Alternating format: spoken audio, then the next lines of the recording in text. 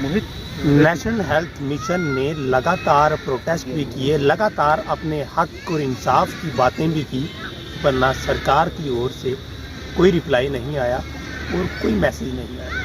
लगातार 15 सालों से ये लोग जो है वो काम कर रहे हैं, अच्छे अच्छे डॉक्टर्स हैं, अच्छे अच्छे फिजिशियन हैं, और कहीं ना कहीं देखने वाली बात यह है कि लगातार मेहनत करने के बावजूद भी इनको इनका हक नहीं मिला, यानी कि ये रेगुलाइज नहीं। हम जानना चाहेंगे डॉक्टर साहब, क्या कहना है, अभी तक का आपका मुद्दा जो है वो हल नहीं हुआ। फर्स्ट ऑफ ऑल तो मैं आपका JKUT जो चैनल है आपका, मैं आपका शुक्रिया अदा करना चाहता हूँ और क्योंकि आपने हमारी आवाज़ जो है वो सुनने के लिए आए। जैसा कि आप जानते हैं कि पूरे हिंदुस्तान में जो 2005 में एक स्कीम की शुरुआत की गई थी जिसका नाम पहले NRHM था, और ये स्कीम जो थी पूरे जो स्टेट के साथ साथ जो इंडिया की स्टेट है उसके साथ साथ हमारे जम्मू कश्मीर में भी शुरुआत हुई थी। और इस शुरुआत में जो यहाँ पे जो ये शुरुआत हुई थी JNK में, इसमें स्कीम के अंदर जो डॉक्टर्स थे, पैरामेडिक्स थी या नर्सेज थी या मैनेजमेंट स्टाफ था, पूरे एक रिक्रूटमेंट होके एक जो हमारी डिस्ट्रिक्ट एडमिनिस्ट्रेशन थी या हमारे जो हेल्थ एडमिनिस्ट्रेशन थी, उनके एक प्रोसेस के हिसाब से हम लोगों की सिलेक्शन हुई थी। और कम से कम इस वक्त जो हमारा जो रेशो है जो स्टाफ का, वो कम से कम 13,000 के करीब है, जिसमें हमारे MBBS डॉक्टर्स भी है, ISM डॉक्टर्स भी है, डेंटल सर्जन भी है और मैनेजमेंट प्रोफेशनल्स भी है जो कोई BCA करके, कोई MCA करके, और नर्सेज है, पैरामेडिकल स्टाफ है। और इस NHM के अंदर जो इसका नाम जो है NHM है, इसके अंदर मतलब आप समझिए कि हर एक किस्म का तबका जो है वो काम करता है, बड़ी डेडिकेशन के साथ काम करता है। और इन 15 सालों के दरमियान बहुत सारे ऐसे एम्प्लॉइज़ हैं जिनकी हमारी जो डेथ हो गई है, और अनफॉर्चुनेटली हमारे लिए अभी कोई एक्सग्रेशिया की पॉलिसी नहीं है या कोई और जो सोशल सिक्योरिटी बेनिफिट्स है वो भी नहीं है। और इसके लिए हमने बड़ी बार जो है वो प्रोटेस्ट किया और हम सड़कों पे भी आए।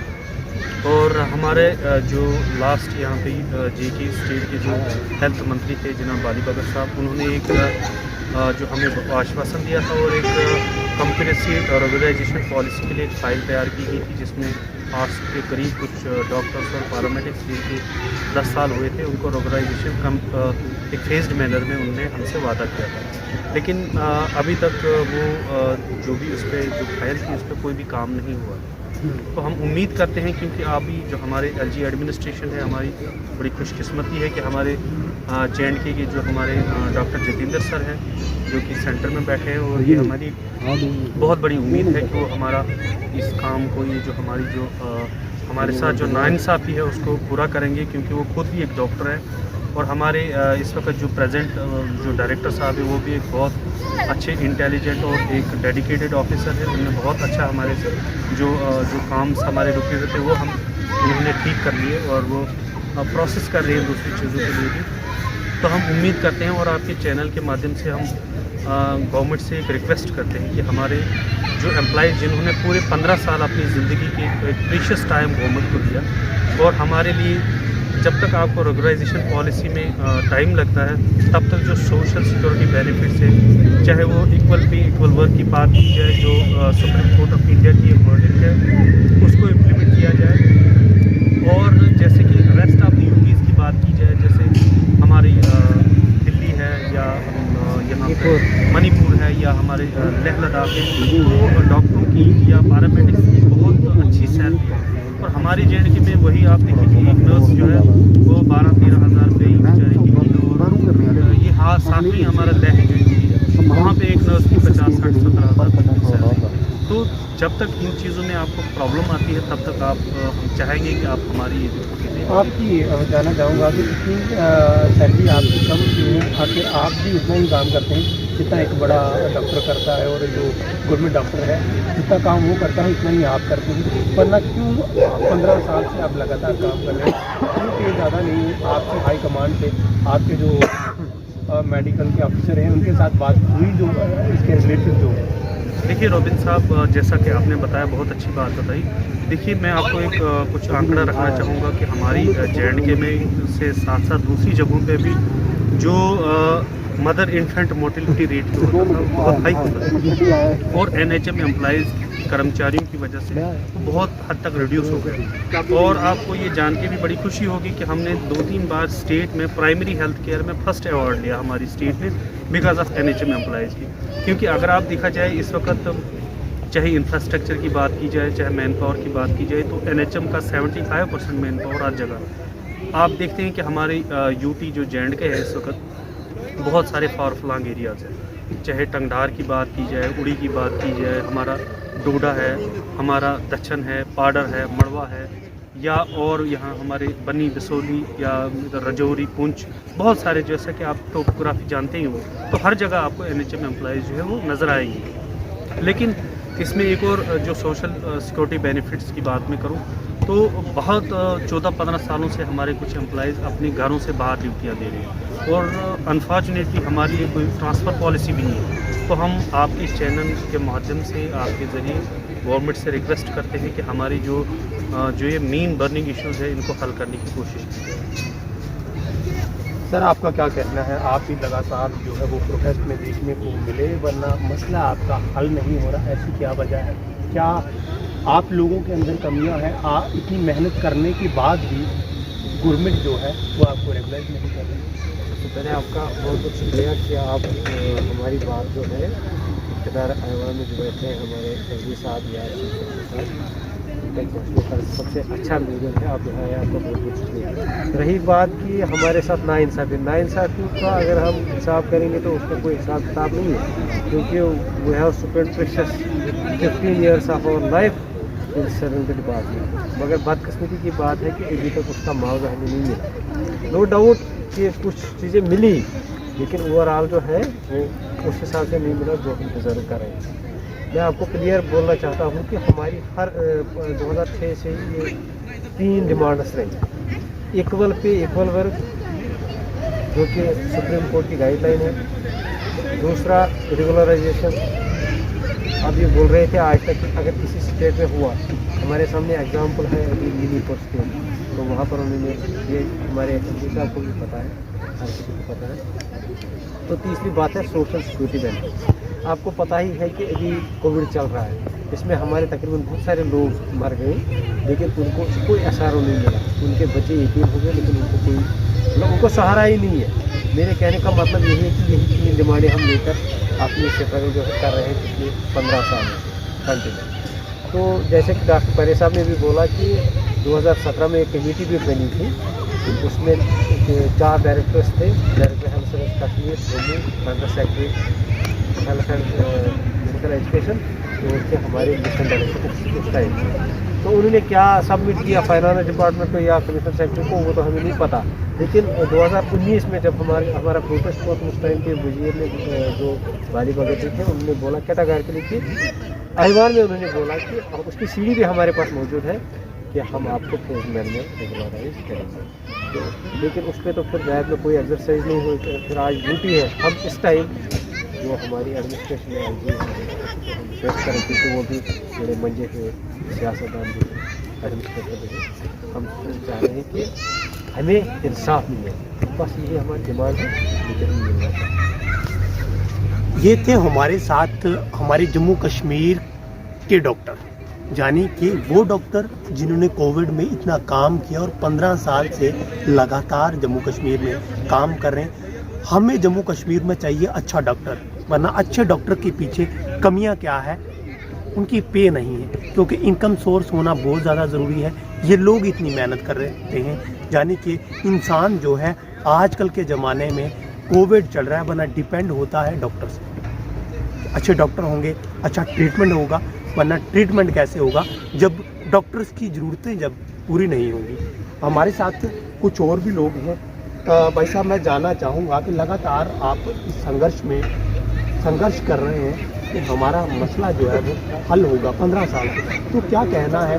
सरकार की ओर से कोई रिप्लाई नहीं, कोई मैसेज नहीं, क्योंकि मसला एक बहुत बड़ा मसला है, तो क्या कहना चाहिए? मैं आपके मीडिया के माध्यम से गवर्नमेंट को अपील करना चाहता हूं कि जो पीछे हमारी प्रोटेस्ट हुए हैं, एक 2017 में हुआ है, फिर उसके बाद 2018 में हुआ, इन्होंने उसमें हमारे से काफ़ी ज़्यादा वादे किए थे। उसमें मेन जो उन्होंने बोला था कि रेगुलाइजेशन, उसके लिए फेस मैनर में रेगुलर करेंगे, और ये फाइनेंस डिपार्टमेंट में फाइल भी इन्होंने भेजी थी, और फ्लोर ऑफ द हाउस बाली बगल साहब ने बोला था कि इनको फेस मैनर में हम करेंगे, और इनकी फाइल हमने फाइनेंस डिपार्टमेंट में भेजी है। लेकिन कमेटियाँ भी बनी उसके बाद, लेकिन आज तक उसका कोई अता पता नहीं, और कोई रेगुलाइजेशन पे कोई काम अभी तक नहीं हुआ है। लेकिन हमारी जो डिमांड है main, equal pay equal work, क्योंकि 15-15 साल हुए हैं हमें लगे हुए, काफ़ी ओवर एज भी हो गए हमारे एम्प्लॉयज़। तो हम यही डिमांड करते हैं कि इक्वल पे इक्वल वर्क होना चाहिए। जैसे दिल्ली के अंदर काफ़ी अच्छी सैलरी दी जा रही है, और साथ में हरियाणा के अंदर वहाँ भी काफ़ी अच्छी एम्प्लॉयज़ को सैलरी दी जा रही है। तो इक्वल पे इक्वल वर्क और रेगुलाइजेशन जो हमारी सेकंड डिमांड है, वो इन्होंने खुद माना है कि इनको फेस मैनर में रेगुलर करेंगे। 1000 कुछ के करीब इन्होंने कोई बनाया था कि इनको फेस मैनर में पहले उसमें करेंगे इनको, लेकिन वो आज तक पूरी नहीं हुई है। उस पर काम हो। और जैसे कई कोविड के अंदर हमारे एम्प्लॉयज़ की डेथ हुई है, ना तो उनको कोई खर्चा दिया गया, उन परिवार को खुद ही अपनी जेब से खर्चा करना पड़ा, और कई एम्प्लॉयज़ जिनकी डेथ हुई है उनके लिए एक्सग्रेशिया जैसे लाभ मिलना चाहिए, वो आज तक नहीं दिया गया उनको, और ये चीज लाभ उनको मिलना चाहिए। ये डिमांड्स हम चाहते हैं कि गवर्नमेंट जल्द से जल्द हल करे। हम गवर्नर साहब से अपील करते हैं। और इसके साथ हमने देखा है कि 15 साल हुए लगे हुए, जो अपने घर से काफ़ी ज़्यादा दूर और किसी डिस्ट्रिक्ट में लगा है, दूर दराज, यहाँ पे काफ़ी ज़्यादा बर्फ़ वगैरह होती है, या पैदल चलना पड़ता है। कम से कम इनको ट्रांसफ़र पॉलिसी NRHM में मत रखो, लेकिन इनको घर के पास तो लाओ। इतनी देर हो गया, इनके लिए कोई पॉलिसी बनाई जाए, वो दूर दराज लगे हैं। और साथ में जब भी कोई लाभ दें, सारी स्कीम को देखें, जैसे पैरामेडिक्स, डॉक्टर्स, ये नहीं है कि एक स्कीम को लाभ दें और दूसरी स्कीम को पीछे रखें। इस टाइम सबसे ज़्यादा सफ़र पैरामेडिक्स कर रहा है इन सारी स्कीमों में। पैरामेडिक्स की सैलरी बहुत लो है, और सैलरी टाइम पे अभी तक नहीं दी जा रही है। किसी को 2 महीने के बाद दी जा रही है, किसी को 3 महीने लग जाते हैं। हमें बताइए, हमने गुजारा कैसे करना है? गुजारा भी तो करना है ना। किचन का खर्च ही इतना ज़्यादा होता है, उसमें 20,000 लग जाता है, और दूसरे महीने आने जाने का खर्च, गाड़ी का खर्च, कैसे हमने पूरी करना है सारा। तो हम चाहते हैं कि पैरामेडिक्स की सैलरी को थोड़ा देखा जाए, और पैरामेडिक्स की सैलरी बाकी स्टेट में जैसे 35-35, 40-40 हज़ार इस टाइम पे होनी चाहिए, क्योंकि 15-15 साल हुए हैं लगे हुए। इक्वल पे इक्वल वर्क का लाभ दें, लेकिन पैरामेडिक्स पे खास जोर दें, और बाकी स्ट्रीम पे भी जोर दें कि किसी को नुकसान नहीं होना चाहिए, सबको एक बराबर रखें। हमारी यही अपील है। और खासकर NRHM जो इतना कोविड में काम कर रहा है, इनको जो इन्होंने कमिटमेंट की है उसका लाभ दिया जाए। ये हमारे साथ पैरामेडिक्स की टीम है, और तमाम बातें इन्होंने बताई, क्योंकि इनके साथ किए गए वादे जो है वो ज़मीनी सतह पे जाने के, जब बैकवर्ड इलाकों में आप लोग जाते हैं, पहाड़ी इलाकों में आप लोग जाते हैं, तो ये टीम आप लोगों को देखने को मिलती है, क्योंकि कहीं ना कहीं बिछड़े हुए ऐसे इलाके हैं जहाँ पर ये टीम लगातार काम कर रही है, वरना जो इनकम सोर्स है यानी कि पे, वो बहुत ज़्यादा कम है, जिनकी इनकी जो है ज़रूरतें जो है वो पूरी नहीं होती। लगातार 15 सालों से ये काम कर रहे हैं, वरना काम की बजाय यानी कि प्रमोशन की जगह इनकी डिमोशन हो रही है। आज लोग जो है वो धरना प्रदर्शन कर रहे हैं, अपने हक और इंसाफ की बात मांग रहे हैं, वरना सरकार की ओर से कोई इनके लिए नई फैसिलिटी, नई स्कीम्स नहीं आ रही। इनकी डिमांड है कि हमें रेगुलाइज किया जाए, क्योंकि इनका हक भी है। 15 साल से ये लोग जो है वो संघर्ष कर रहे हैं। तो क्या कहना चाहिए? अच्छा, साथ में हमने जम्मू डिवीज़न और कश्मीर डिवीज़न ने मिलकर एक प्रोटेस्ट को अंजाम दिया था, जो लास्ट टाइम हुआ। यहाँ पे पुलवामा अटैक हुआ था बीच में, और हमने गवर्नर साहब से बातचीत करके हमने वो स्ट्राइक को वापस ले लिया था। लेकिन उसमें जो स्ट्राइक पीरियड की सैलरी थी आज तक जम्मू डिवीज़न को नहीं दी गई। उसके लिए हम एडवाइज़र साहब से भी मिले थे, भटनागर साहब से, कोई 15-16 दिन पहले, और एडवाइज़र साहब ने वो लेटर फॉरवर्ड की थी MD साहब को। तो हम दोबारा एडवाइजर साहब से मिलेंगे और हम चाहते हैं कि वो स्ट्राइक पीरियड का जो नुकसान हुआ है उसकी भरपाई जल्द से जल्द किया जाए, क्योंकि हमारे NRH में एम्प्लॉयज़ ने इसलिए स्ट्राइक की थी क्योंकि उनकी डिमांड की काफ़ी देर से अनदेखी हो रही थी। और हम चाहते हैं कि कश्मीर डिवीज़न और जम्मू डिवीज़न को एक जैसा ट्रीट करें, ये ना करें कि कुछ इलाकों में स्ट्राइक पीरियड की सैलरी दी जाए और कुछ में ना दिया जाए, और जो हमारी डिमांड्स हैं उसका हल किया जाए। वरना हम तो खाली अपील कर रहे हैं, लेकिन अपील करते रहेंगे कि लेकिन जब हमें लगेगा कि हमारी डिमांड्स का हल नहीं हो रहा तो हम मजबूर हो जाएंगे रोडों पे आने के लिए। और हो सकता है कि हम सारे मिलके कोई ऐसा बीच का रास्ता बनाए, मिलें आपसे, लेकिन उसके बाद भी नहीं हुआ तो हम मजबूर हो जाएंगे कि हमें सड़कों पे आना पड़े। ये वो लोग थे जो काफ़ी परेशान हैं, निराश हैं, मेहनत करने के बावजूद भी उनको उनका हक नहीं मिला। तमाम बातें आप लोगों के सामने, जो इन लोगों की डिमांड्स हैं, अच्छे डॉक्टर्स हैं, अच्छी नर्सेज हैं, और कहीं ना कहीं देखने वाली बात यह है इनको इनका हक नहीं मिल रहा।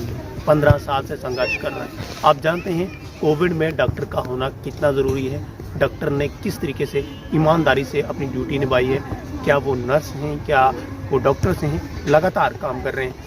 वरना जब पे की बात आती है तो 15 साल से काम कर रहे हैं, अभी तक जो है वो रेगुलाइज नहीं है, यानी कि रेगुलर जो उनकी पे थी वो कहीं ना कहीं बहुत ज़्यादा कम है, जहाँ से इन लोगों की ज़रूरत नहीं पूरी होती। ये रिपोर्ट थी और ये इन लोगों की डिमांडें थी। हम चाहते हैं कि जम्मू कश्मीर एडमिनिस्ट्रेशन कोई अच्छा फैसला ले और इन लोगों का मसला जो है वो जल्द से जल्द हल करे। हर एक रिपोर्ट के साथ आप देखते रहें JK यूट्यूब।